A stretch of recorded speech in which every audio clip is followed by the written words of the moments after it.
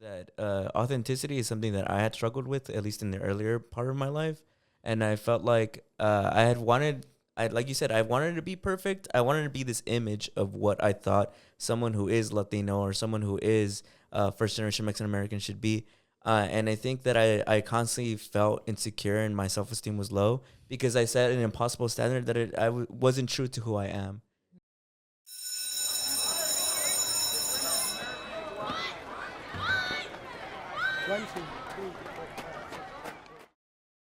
What's up, everyone, and welcome back to school. But don't worry, everything is cool. I'm your host, Julyssa, and of course, I am here with the boys, Steve and Brandon. Say what's up, you guys. What's up? And we have a special guest today. We got the Spice Girl and the marketing director of Chef Merito, Lauren. Hi, guys. Welcome to the show. Welcome. Thank you for coming. Yeah, thank you for being on here. Thank you for having me. It's an honor. Yeah, I'm ready. I'm ready to get right into it. I'm ready to get spicy. Yeah.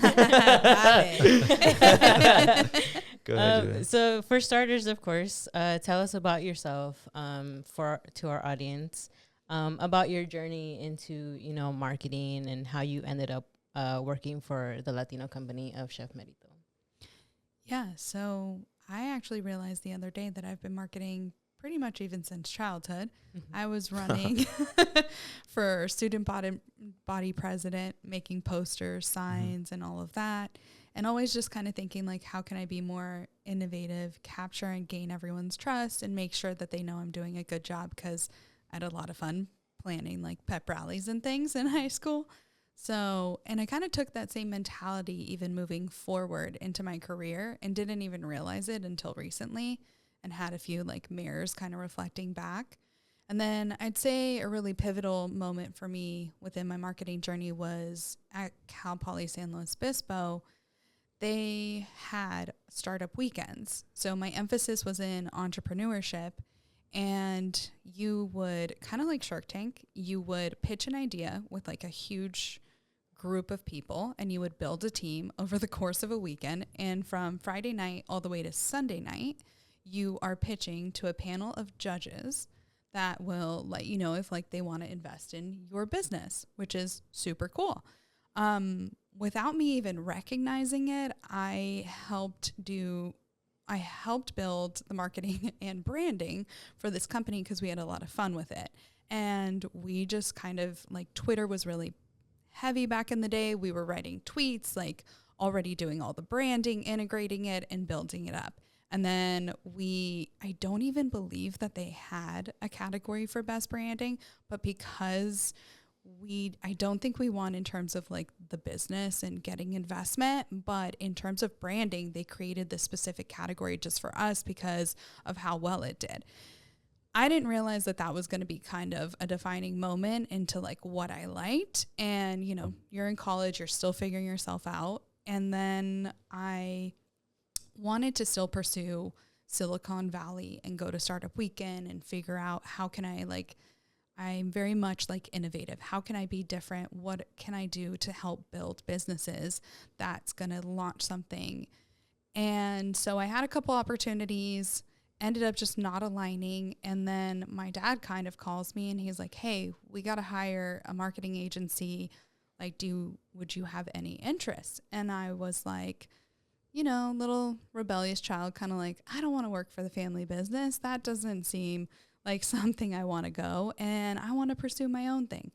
Long story short, I was like, actually, this sounds really cool. So then dove right in, helped kind of do exactly what I did at the startup weekend, build their socials, and honestly started building their marketing department from the ground up. And then looking back, we also, like, I didn't realize it back then, but they had like very traditional methodology thinking.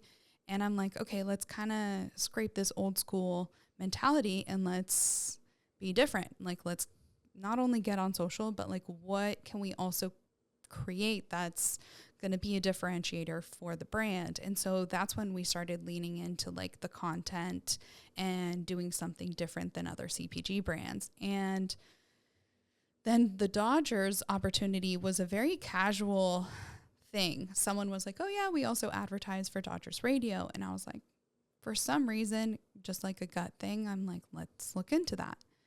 Well, we looked into it, and then, I mean, here we are about, I want to say 11 seasons now. Almost can't do the math, over a whole decade. And we have been continuing to just be disruptive and do things differently and think outside the mold in terms of content refreshing. Now we're doing new packaging designs and just upping the ante on like how can we continuously challenge ourselves to be different in terms of the marketing space. Wow. So, and for those of you, for people listening and don't know your family history, what's the relationship that you have with Chef Merito? So my grandfather, Abuelo Pleño, actually started the family business. They're immigrants, and he was naturally born like a salesman. I think he was doing life insurance at the time, and he had this like natural ability to just like cook and make something on the spot. I will say it was either really good or really bad. There was never an in between. Makes sense. So we'd sit, my sister and I would sit down at the table and we'd be like, all right, what are we in for? Most of the time it was always delicious. Mm-hmm. So then he ended up starting his, a chicken restaurant kind of based. I'm not exactly sure what it ended up looking like, but he ended up opening up his own restaurant. With that, he realized it was like very demanding for family life.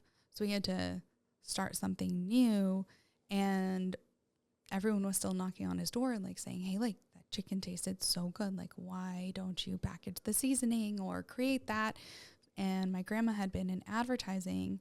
And so they ended up like slowly building the company out of his garage. And since he already had the sales skill set, he went door to door after they had packaged it. And then he went to the first like Vallarta back in the day and talking to them and kind of talking to the the guy at the carniceria that they had at the time, and, you know, asking him what he thought of the flavor. And that's kind of how I think like, and why like the carne asada seasoning is the most successful.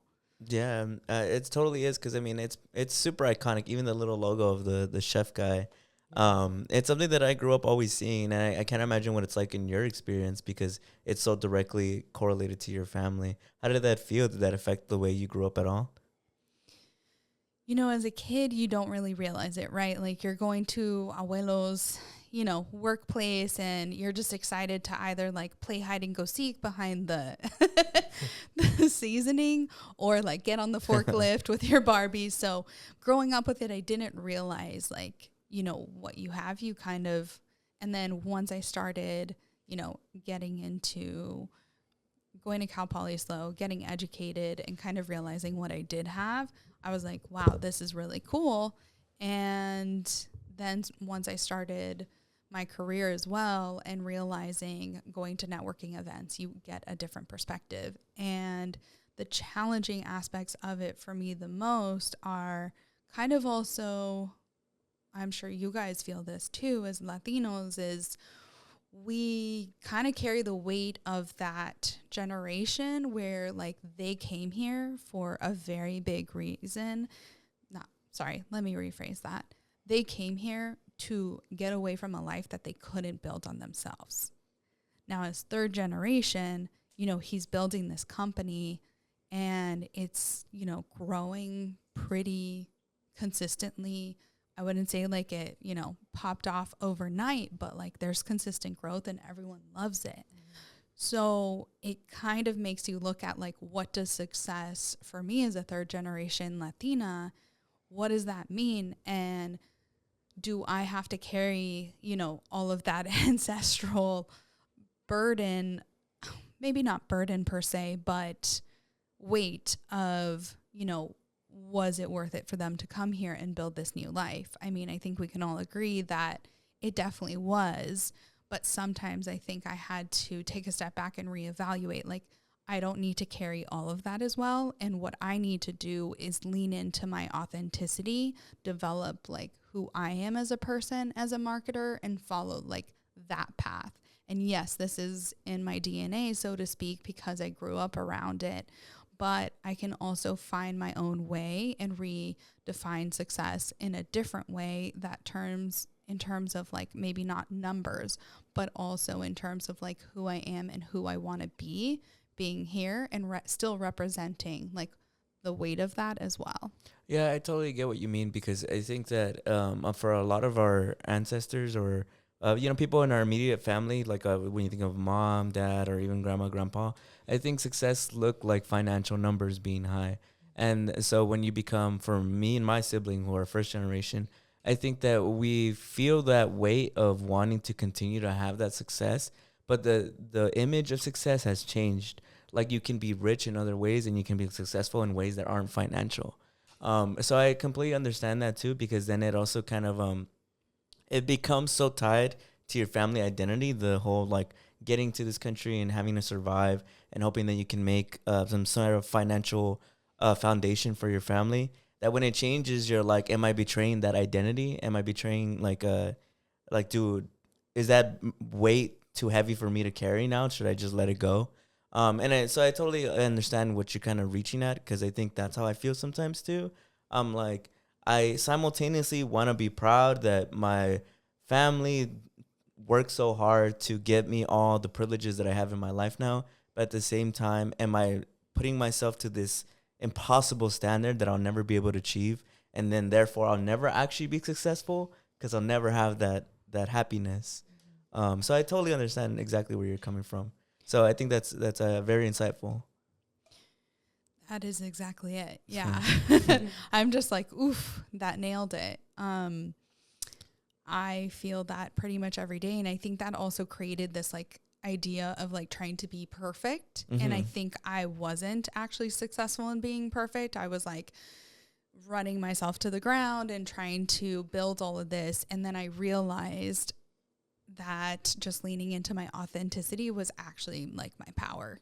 And having that brought me more opportunities and more things and line things up more successfully, that I didn't have to go out and, be this like perfect thing. I was going to make mistakes. And in that, I allowed myself to create this safe space to make mistakes and lean into that to become like the leader that you can't be perfect from the get-go. And so I had to dismantle that and start realizing, I actually went to an event where they're like, you need to lean into your authenticity.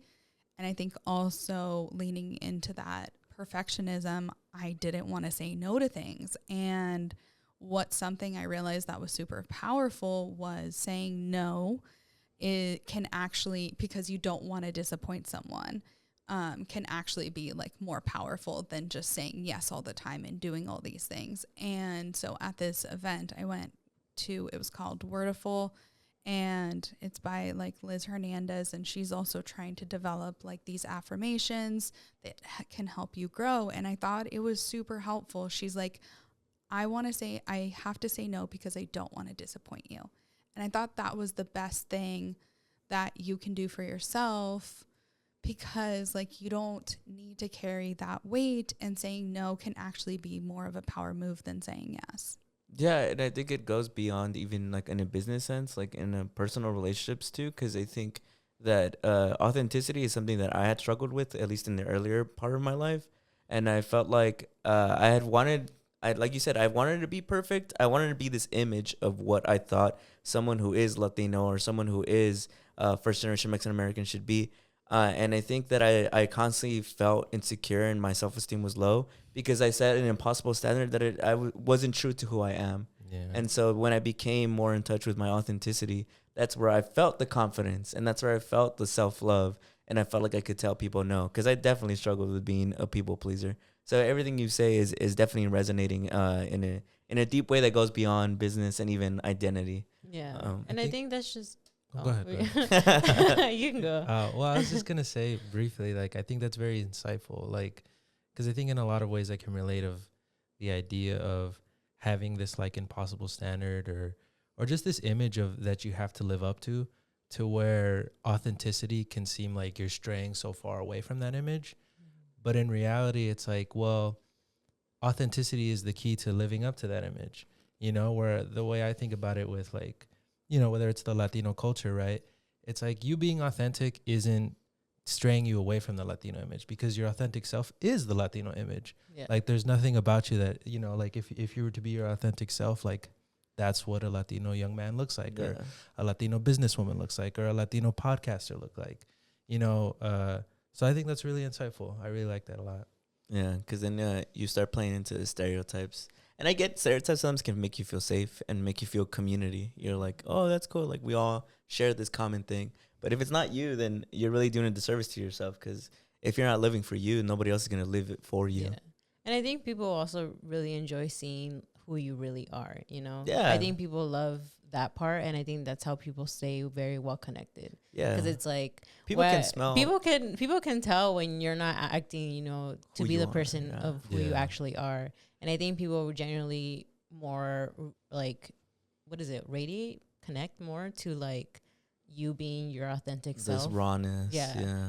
And I think for sure, I think that's the biggest thing that people kind of catch on, which is really great, because then I think you connect more with people who are honest and true to themselves as Yeah. well. But it's for sure a skill. Like, you develop Yeah. that skill. Cause No, yeah. And well, at least because I mean, you even see it in like the stereotypical TVs and movies. Like, you know, you want to fit in, be the popular kid. Like, Yeah. you know, everybody's doing these trends. I want to do TikTok dances and like wear all the latest fashion. Yeah. But as you get older, you're like, you know what? Am I really happy? I'll only be happy when I find it in myself. So it's deep. Yeah. No, yeah, for sure. And I guess going a little more into about Latino and then marketing, what would you say are some unique challenges and opportunities when marketing to the Latino consumers compared to the general market?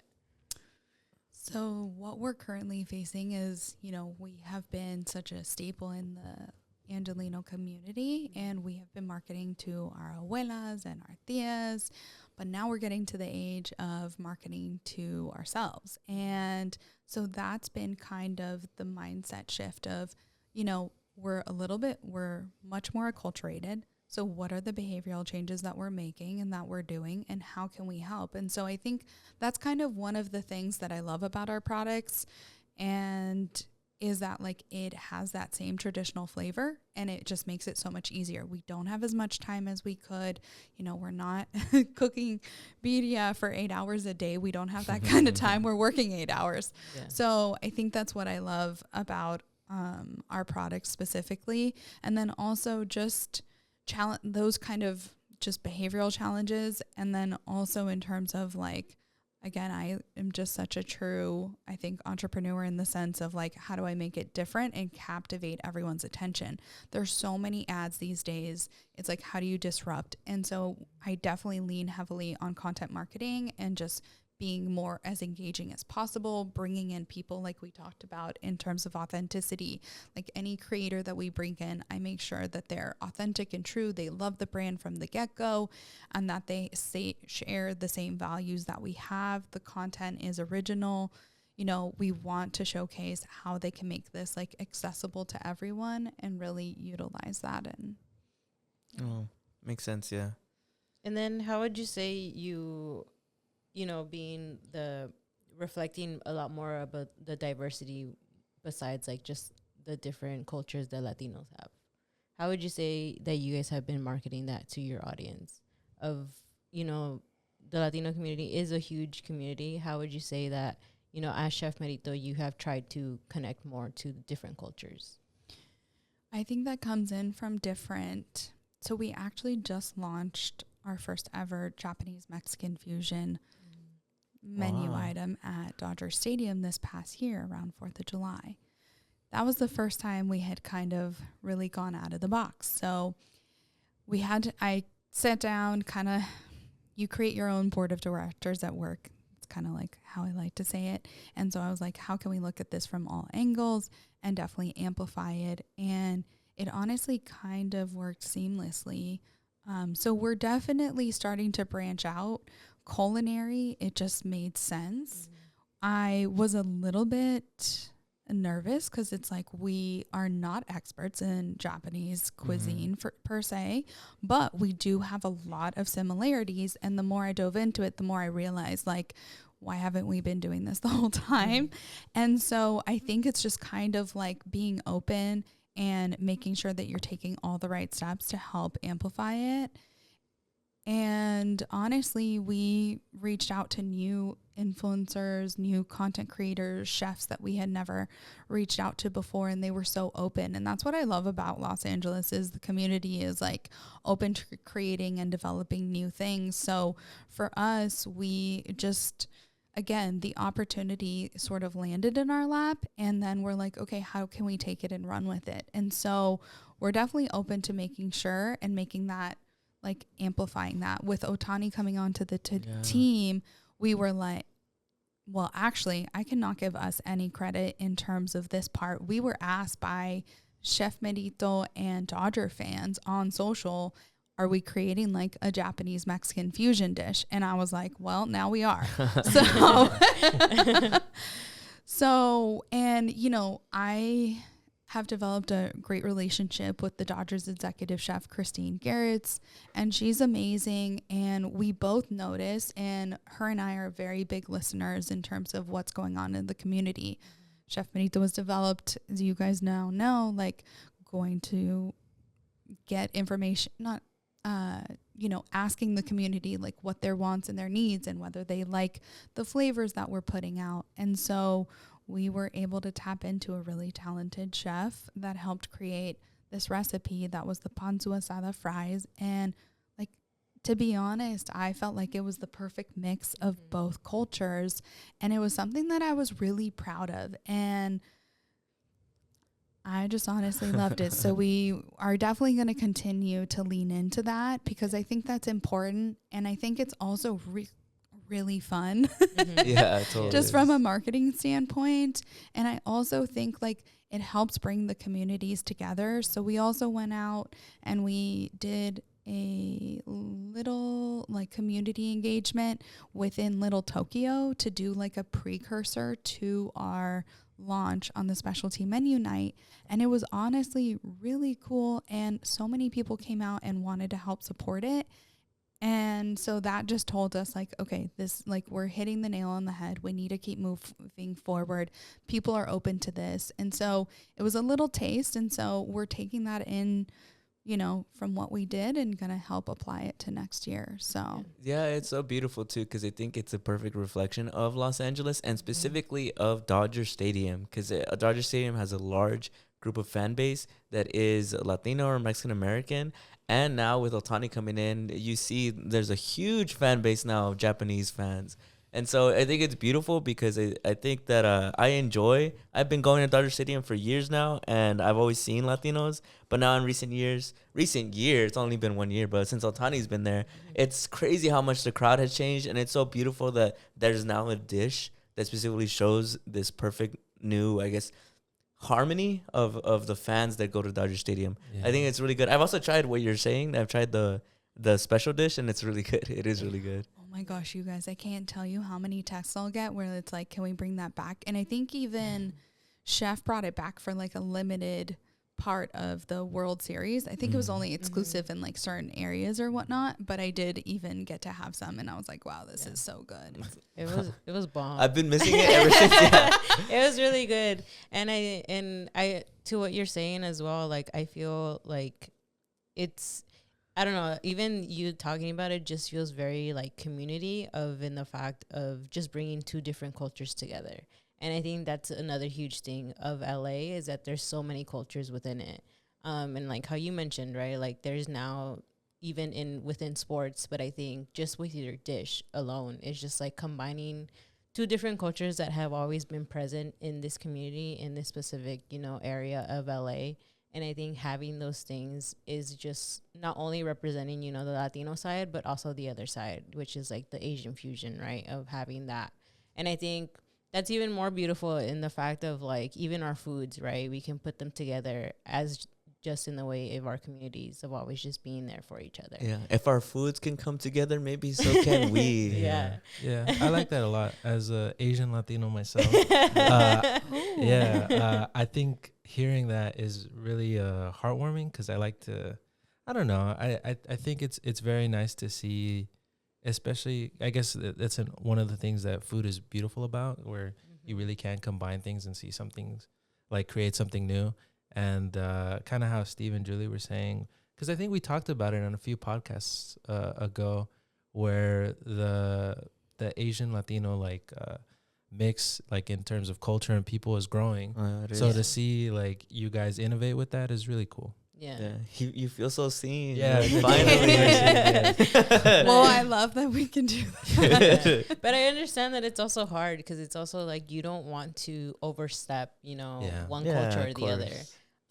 But I think it is important how you've said that you guys really tried your hardest to do your research and actually try your best to be like, what can we do to make it all similar within just both. And I think that's really great that you guys have been doing that. And just seeing how big, I guess, you guys have been becoming, and just, reaching out and expanding a little more within just not only the Latino community, but even other different communities within it. Or outside of it. And I guess one last question before I throw it to Brandon. Can you share an example of another successful marketing campaign that resonated a lot within the Latino community? Okay, this one was my favorite. We did El Secreto de Sabor, and it was a telenovela on Sabor. And I think growing up and knowing, like, I would watch telenovelas with my mom and my abuelos y todo eso.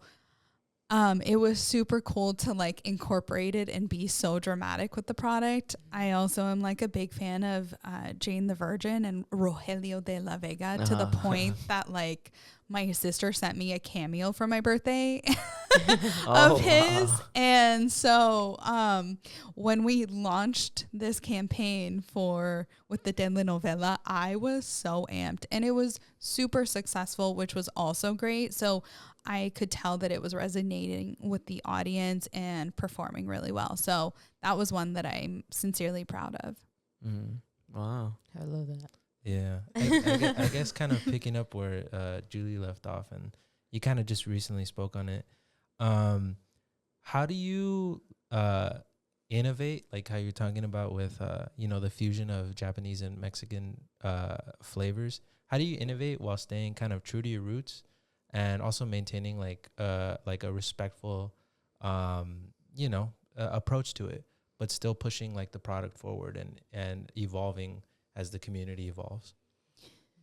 So this one this year was actually made me a little nervous, just because I wanted to be very delicate about that. I think it's really important to be mindful about, like, we want to stay true to who we are, and also making sure that we're incorporating it in the right manner. So what I did, and what I'm really fortunate in, is like building relationships with the community. So we had chefs on deck that I was like, hey, we're gonna, be launching this item. What do you think about this? So we had a chef in the background creating this particular menu item. He's extremely talented and, knew both cultures really well, and food. So when we created it, I went back to Dodger's executive chef, and I'm like, hey, this is what we're thinking. Try it out. Let me know what you think. Let's do the back and forth if we need to. She loved it and thought it was going to perform really well. And then we had our foodies, Eddie Sanchez from Hungry in LA. He's also really close to us as well.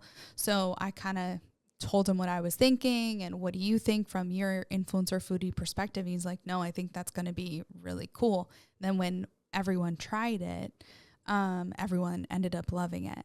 And Brandon, I think you're going to like this. We actually had someone, I'm blanking on his name, of course, but he was at one of our tastings, and he was literally half Japanese and half Mexican. And he's like, I am the specialty menu item. And I was like, this is so cool.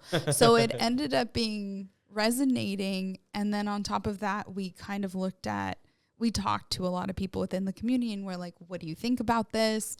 And then also just from an interrelations perspective, we were like, does this seem like it could be impactful? And everyone pretty much was on board. So luckily everything went really smoothly well.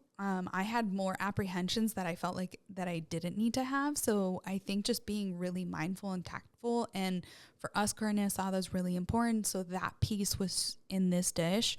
The ponzu asada, the ponzu sauce was also in the sauce within this. So that was a key piece to maintaining, I think, the integrity of both cultures. And so I think that's how we were able to perfectly marry the two.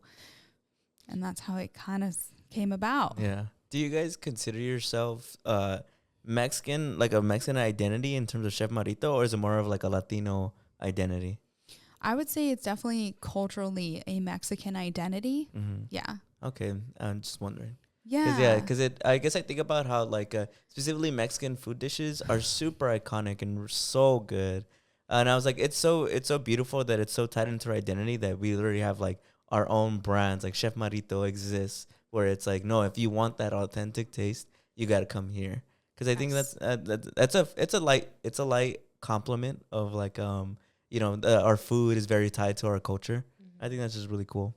So yeah, I really like that how you're mentioning that you guys are very mindful and take feedback and listen to the community. I think a lot of companies tend to try to presume that they know, like, we get it, But I think listening to like people who are actively involved in the community and like taking the time to hear them out is what makes you guys stand out a lot, and what gives that more authentic feel. Because like Julie was saying, you can tell when people aren't authentic. Yeah. And I guess I was kind of wondering, are there any examples of when you guys were given feedback from the community that you didn't think otherwise, like you otherwise wouldn't have known or wouldn't have realized, or where it really helped you guys in a lot of ways?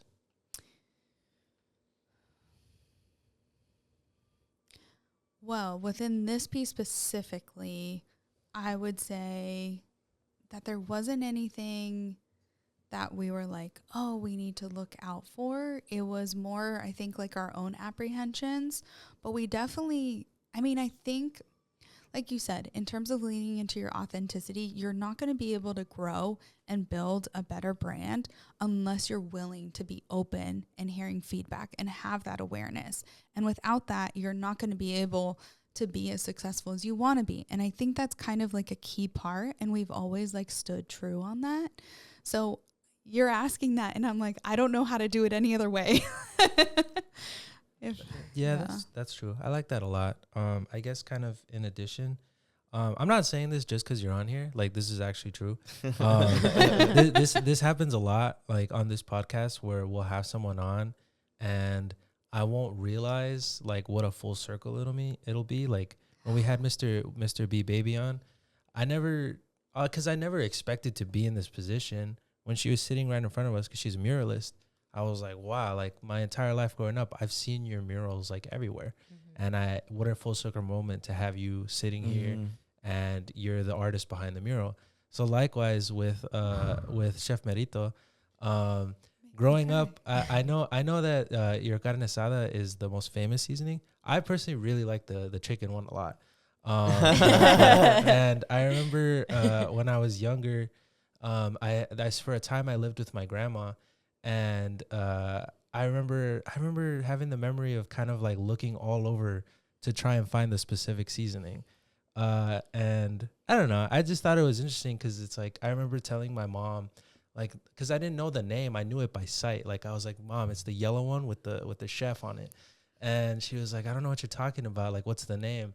And so I just think it's an interesting full circle moment that like, I have that memory of driving all over LA to look for that chicken seasoning because I was craving it. And then now you're sitting right here, like on the podcast. I don't know. Yeah. How does that weight? Yeah. Like, How does that feel? I guess that's kind of tying into my question is, how does it feel to be so intrinsically connected to like the culture in that way? Because I think for a lot of people, I mean, maybe myself included, it's one of those things that you kind of don't notice until you sit down and think about it of like specific foods, whether it's like sauces or seasonings, of how connected that is to the culture. But you're like from the family that's behind that. Yeah. So how does that feel? You're You're going to make me cry. I feel seen. I Yeah. definitely feel seen. I think sometimes, you know, I'm kind of the lady behind the curtain. And so I don't really take that into account. I'm just always trying to make sure that we're doing better and taking strides. To be honest, the chicken seasoning is like also the second bestseller. So like everyone loves that one as well. And my cousin actually used to put it on her French fries growing up.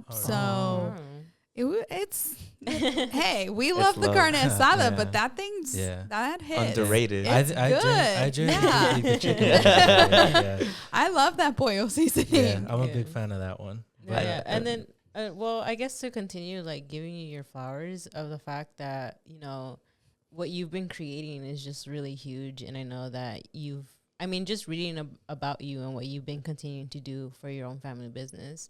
I think on a personal thing as well, like I grew up seeing like the chef as well. I never fully knew the name because I just remember it from a younger age. And I just remember seeing the image of my dad always using it because my dad always does carne asadas. Yeah, every Sunday he has one.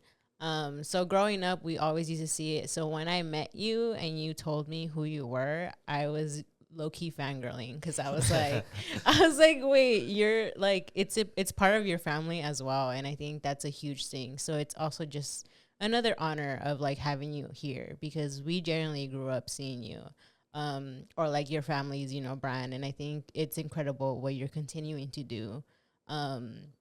Because it's like the fact of you saying that, you know, you're working, you know, before it used to be very the old, you know, very mindset of marketing yourself. And I think you having that innovation of now trying to connect to this current generation, I think is an incredible thing of what you're creating. And so I just wanted to give you your flowers on that as well, because not only, you know, as a Latina and as a woman in the industry, is it hard to continue to do those things. And especially, you know, marketing to a huge audience that sometimes it's really hard to market to. So that's a really huge thing that I also wanted to give you too. Speaking on personal sides right now. I completely agree because I was thinking about it because I swear to you, like not even because you're sitting here, like that's one of that's one of those memories that I always think it's funny because I remember I just had like that craving. And I remember just describing it to my mom, being like, "No, you don't. How do you not remember? It's the chef, like with the yellow bottle." And she's like, "I don't know," because I live in Glendale, and they didn't until recently they included it at Ralph's, and they didn't have it there. So I had to drive like more over here to like Super A and all that to find it. But I just think it's really cool that you're here and that it's one of those things where, like I was saying, you don't realize how connected it is to the culture until you sit down and think about it. But that's all I had to say. So it's totally a foundation. Is there any challenges or advantages of, you know, having this like Mexican identity so deeply tied to your company? Well, before I answer that, I might have you repeat that.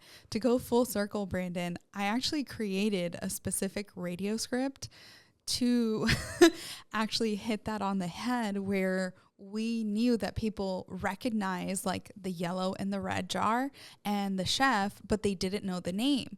So I actually full circle. Wow. We did a study and we realized that people were recognizing the brand, but not by the name. So we did a campaign where we specifically like spoke on it's the yellow or the red jar with the chef. And he's like, I don't know what we talked about with the mustache and all of that. So to even like make this full circle, that's even crazier. Wow, that's crazy. So you guys like actually like that's a common phenomenon where people more know about Yes. it. Wow. No, I think I was at on Saturday, the last event, this girl was talking about like, we were just doing the basic intros, like, where are you from? What do you do? All that kind of stuff.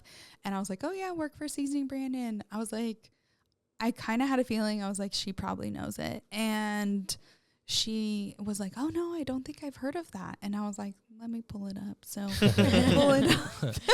And she's like, oh my gosh, yes, it's the red jar. And I was like, oh my gosh, this is so full circle. Oh, wow. Yeah. And is it the green one that's the fish? The blue one. The blue one's the fish. Because blue is from the water. Ocean. Yeah, that makes so much sense.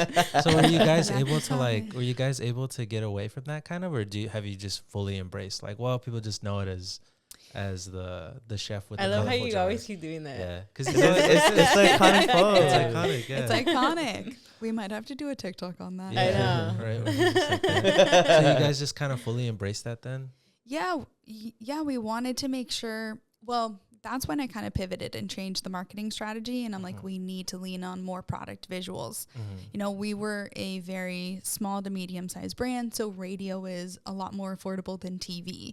So in that case, I started to lean heavily more on social. And I'm like, we need to showcase the product. And that's where we started doing, like, you'll see now, like the recipe content series on Dodgers. And so we lean in onto showcasing the product so that way people can recognize the name and the logo, the jars, and what like you would affiliate it with. So that's where a lot of our content marketing strategy kind of derived from and helped us amplify it, because we're not a huge brand. You know, we can't afford all the media in Los Angeles, which is the most expensive market. So how can we still reach our consumers in that respect? And that's where I pivoted the marketing strategy in that sense.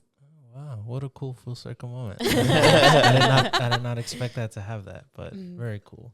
Yeah, and I guess it goes into my question. I was just wondering, just repeating what I had said earlier, having, you know, the Mexican identity so deeply tied to your brand, are there any challenges or advantages to having that identity so rooted in your company?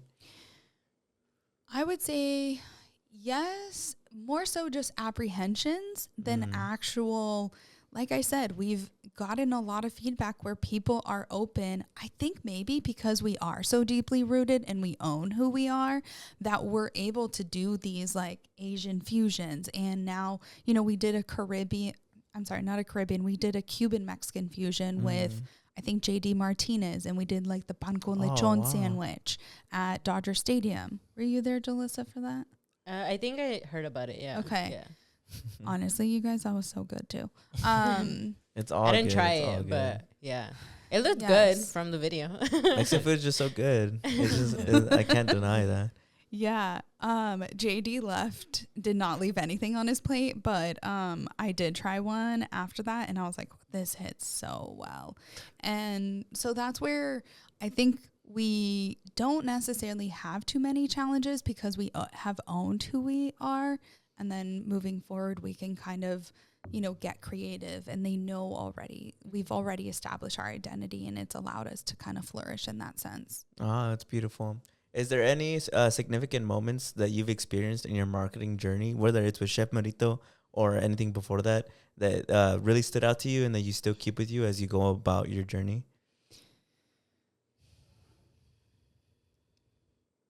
There's a lot. I think I would say being open and being honest with yourself and kind of always doing gut checks. I think I'm naturally an Aries, so I'm always open to doing risks. And I think that's really been helped me be successful in trying to be innovative in all of that. So like going from doing carne asada or the quesadilla tacos, and then how can we push it to the limit in terms of, can we get someone who, like this year we got Mario Lopez, which was something that a small to medium sized brand had never been able to do. And so I just kind of, with that tenacity, was like, let's push it to the limit and let's see if we can get the connect. And it's really hard to get someone of his stature. And so we were able to do something along those lines. Wow, that's cool. Have you seen any trends like when it comes to consumers and food? Like, has there been any culinary trends that have forced you guys to kind of pivot?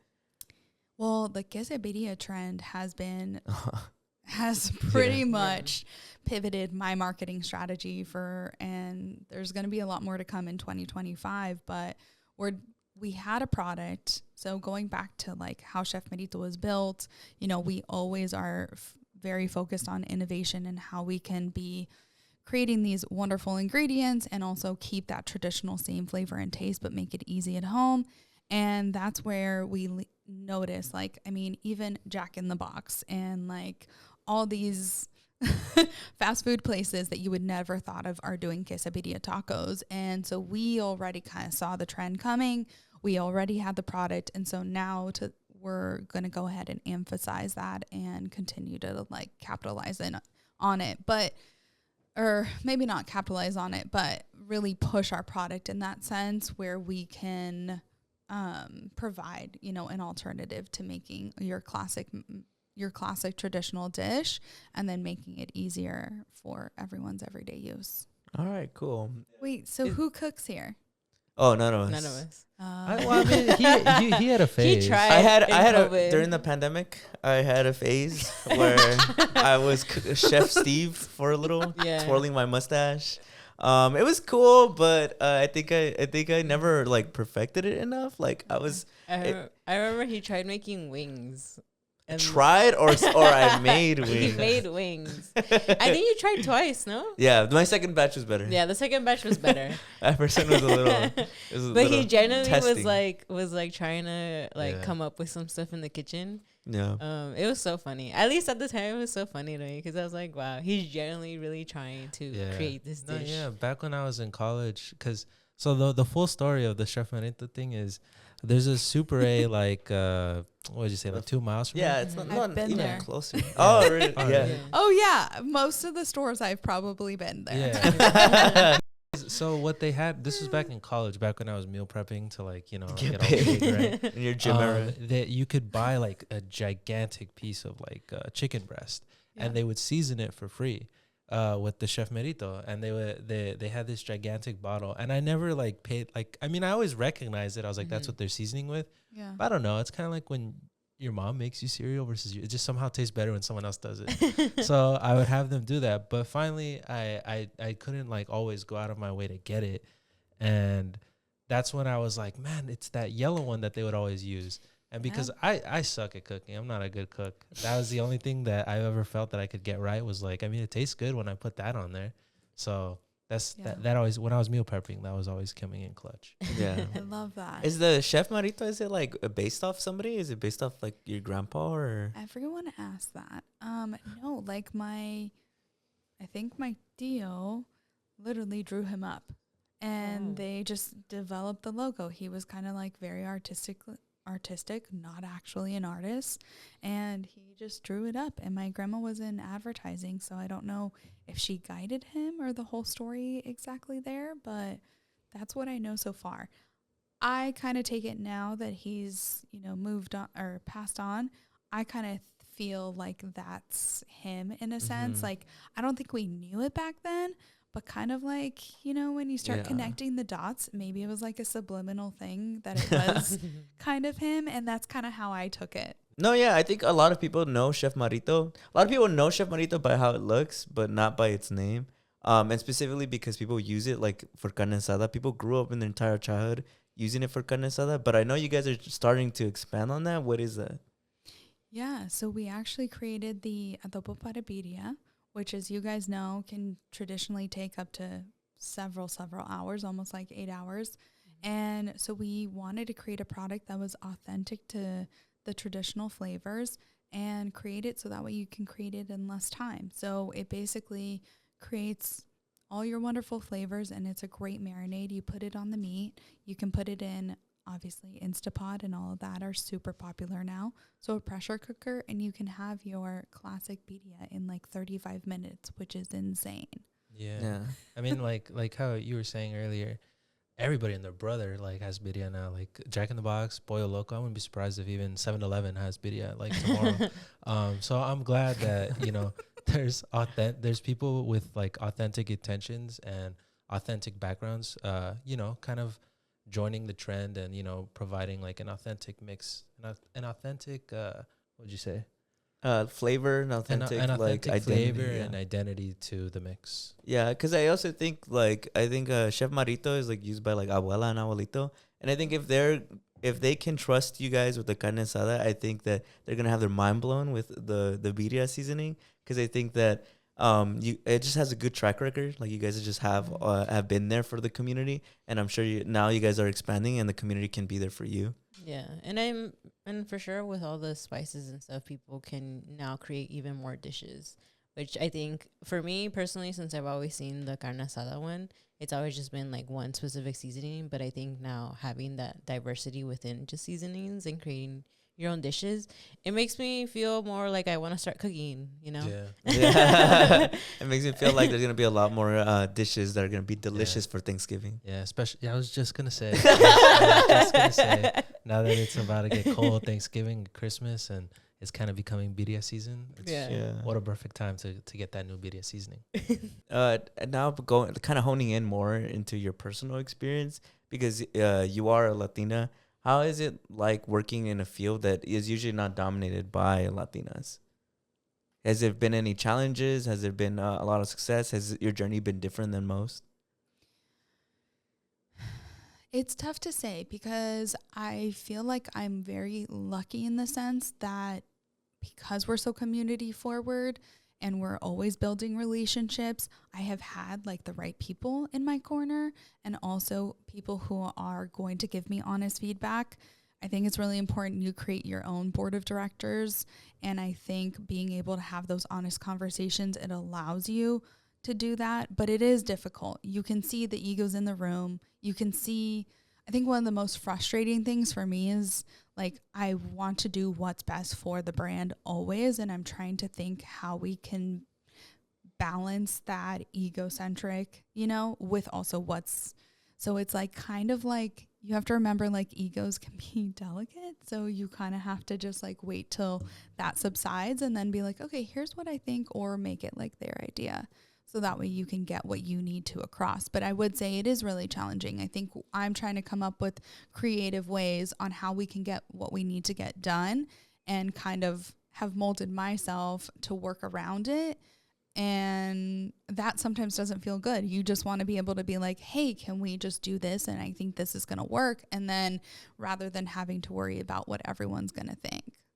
Makes sense. And you've talked a lot about authenticity, but I wonder, how does it work when it comes to a brand? Because I think there's where it's really easy for it to feel unauthentic.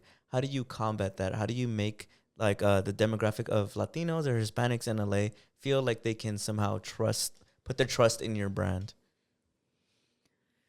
Well, I think already this is such a great question because I'm starting to realize like how much we have already owned who we are, that we have the ability to be creative and kind of go outside the box. So I think in that sense, it's kind of almost like reversing it. Like we make sure that we stay true to who we are. We know like what helps us be successful. And so we're always making sure that we can lean into it, but also get creative on top of that. And I know that that kind of sounds like it may not make complete sense, but I think staying true to who we are in terms of like, we know our carne asada is like our number one product, and also leaning into the fact that we don't lose sight of who we are as a brand and staying true to that and recognizing like what our story is. So going back to that whole piece of like, you know, abuela and cooking in the kitchen with her and making sure that we don't lose sight of that and bringing that forward is also super essential. Yeah, and I totally see it. So then what would be the future for Chef Merito? What does the future look like for Chef Merito?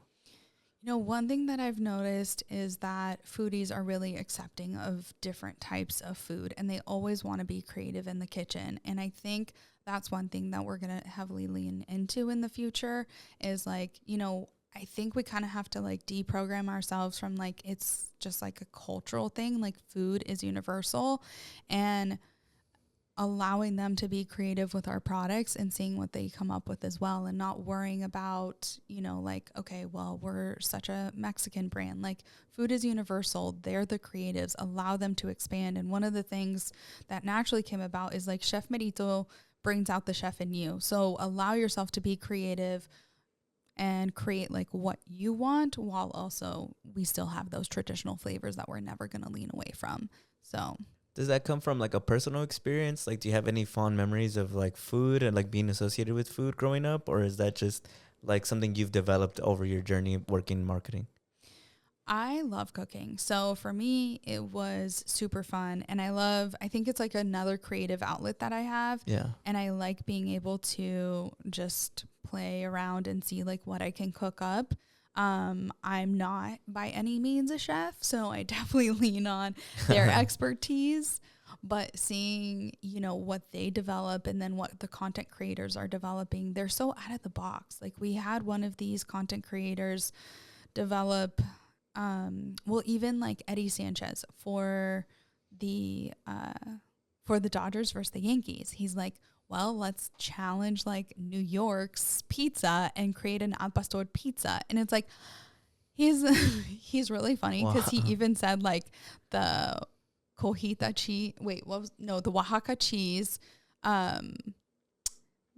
melts just like my diet plan when I walk by a food truck. And I thought it was super creative. But with that, I think it just allows me to get super creative and think like outside the box. And I think people are just so open, especially foodies, like what they can create in the kitchen. And it's such a nice creative outlet for them. Yeah, it must be so crazy to see the development of just kind of content creation when it comes to food. Because I think it's been crazy for me as just a viewer. Like, I remember always just joking around being eating, like, the latest fast food item or something at a restaurant and being like, oh, this is my food review. But now food reviews are that big. There's, like, creators out there who have millions of followers, and it's just them. I don't know if do you know what mukbangs are? No. Mukbangs is literally just somebody just eating, like, and people just like watching. Yeah. You just watch them eat. It's like chewing loud. It's like ASMR, kind of. Some people love it, some people hate it. But okay, I didn't know that. Okay. Yeah, so like I didn't know there was a word for it. Yeah, so I guess I just imagine that must be insane because like that's your job, and like now there's like this huge market for it, like in ways that it's never been before, where you can market food just by literally recording someone eating it, and then people will see it and be like, oh my god, it just looks so good. And how do you continue to try to like push the envelope? Like, how does that like look in the labs of Chef Merito?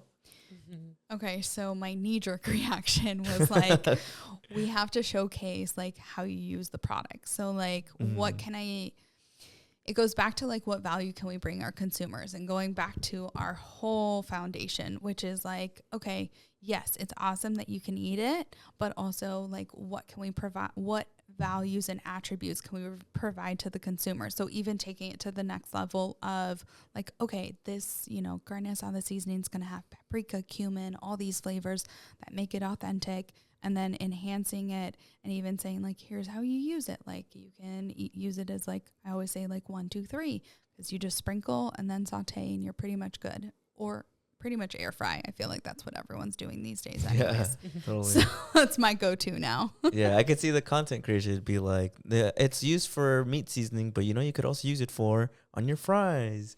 Like, I think what you mentioned earlier about, I think one of someone you knew uses it on their fries. Sounds I think, pretty good, yeah, actually. that sounds really, really good. I could totally see that going viral of like, wow, I've never even thought of that. Because people like that kind of like niche because everybody wants to be different so bad. So everyone's like, oh, wow, like nobody would know that I put like seasoning on my fries. So I think that's really cool.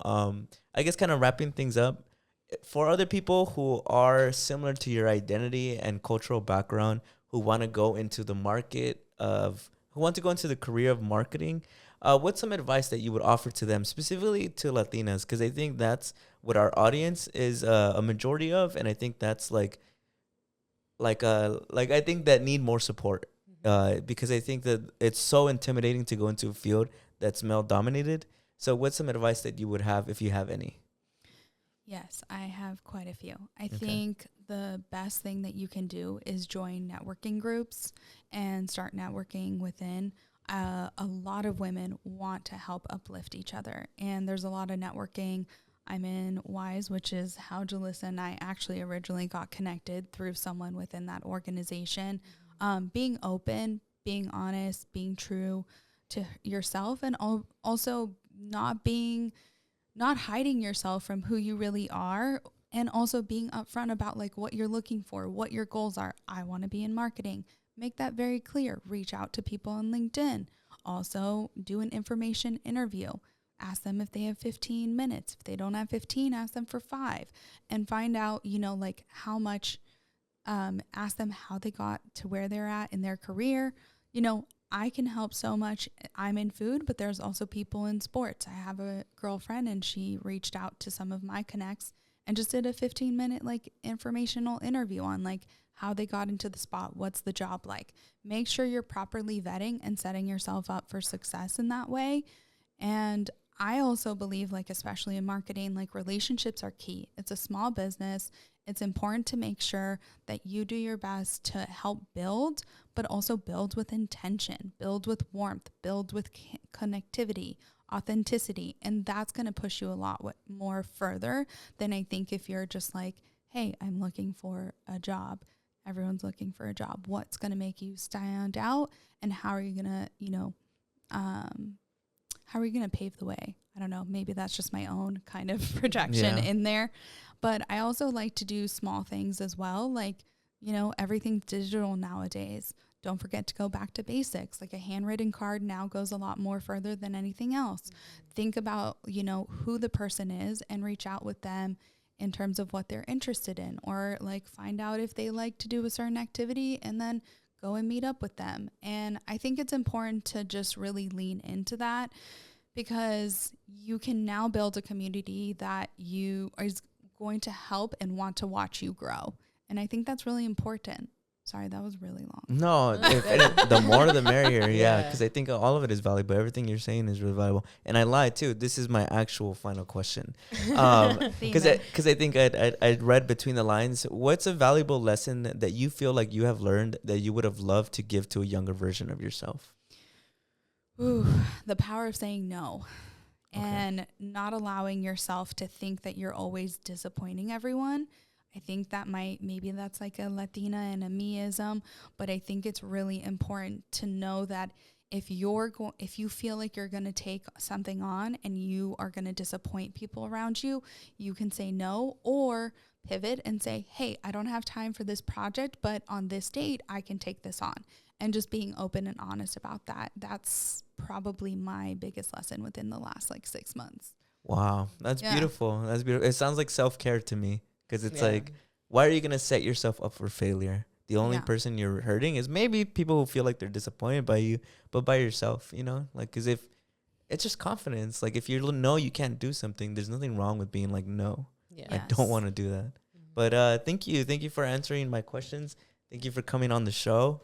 Thank you for sharing so much, sharing your valuable lessons. I really appreciate everything that you've said so far on the podcast today. Yeah, a lot of what you said really resonated. And again, going back to how we all kind of just grew up with it, it's even crazier to, again, have you on here. And just now hearing your story and everything is also truly inspiring. And I hope that everybody else who is listening can take that and use it as encouragement of there's people here who are working really hard to uplift ourselves. Yeah.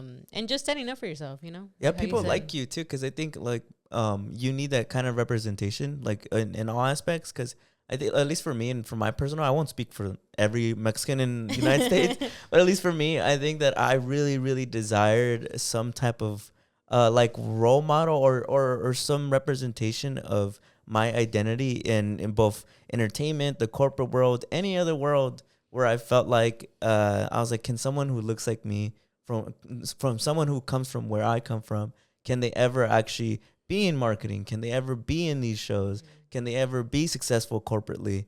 And I think that your existence in and of itself proves to a lot of people that you can. And so I really appreciate you coming on the show, because I think you're that representation, and everything you've said just gives it that much more significance because of what you're doing with Chef Merito. Yeah, 100%. Just to echo what everybody else is saying, thank you so much for coming. It means a lot to us. Thank you for providing the full circle moment for us. I'm sure a lot of our audience is gonna feel the exact same way. Oh my God, I've always used that one. I can't believe she's the one behind it. So thank you again for coming. Really appreciate it. Well, we definitely have to hear what they say. Yeah. I'm so curious. Yeah, everybody leave a comment about it. But before I send everybody off and send everybody home, I have to do a shout out to all of our patrons. Shout out to Yuel, Jada Chicano, Eli Quintero, I Am Potato Tot, Stephen Carbajal, Angel Zamaron, Carla Corazon, El Verdugo de Pasadena, and Yesenia Chi. Thank you so much for your patronage. It's always appreciated. If anybody ever wants to join the Patreon, our link is always in the description. Yeah. Thanks again to Lauren from Chef Merito for coming on our show. We really hope everybody enjoyed this episode, and we'll see you guys next week. Bye. See ya. Bye. Bye.